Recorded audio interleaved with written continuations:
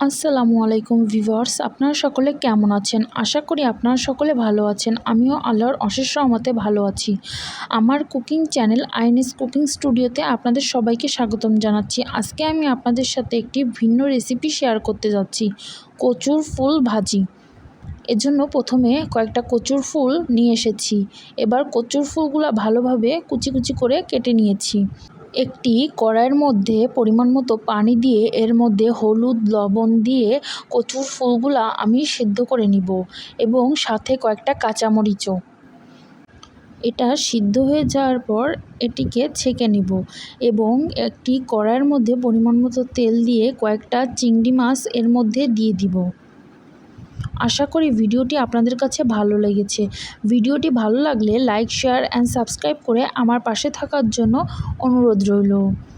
এবার ওর মধ্যে আমি একটু হলুদ এবং লবণও অ্যাড করে দিব।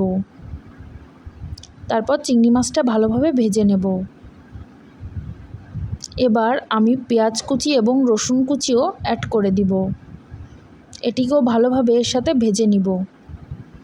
কথার মধ্যে যদি কোনো ভুল ত্রুটি থেকে থাকে তাহলে সেটিকে ক্ষমাশীল দৃষ্টিতে দেখার জন্য অনুরোধ রইল। এবার আমি কচুর ফুলগুলা এর মধ্যে দিয়ে দেব এবং ভালোভাবে নেড়েচেড়ে নেব।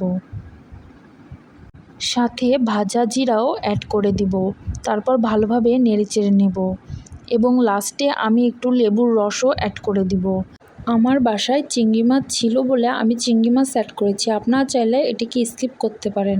এবং কচুর ফুল চোখের জন্য অনেক উপকারী, তো আপনারা একটু বাসায় এটিকে ট্রাই করেও দেখতে পারেন। আশা করি ভিডিওটি ভালো লেগেছে। ভিডিওটি দেখার জন্য ধন্যবাদ।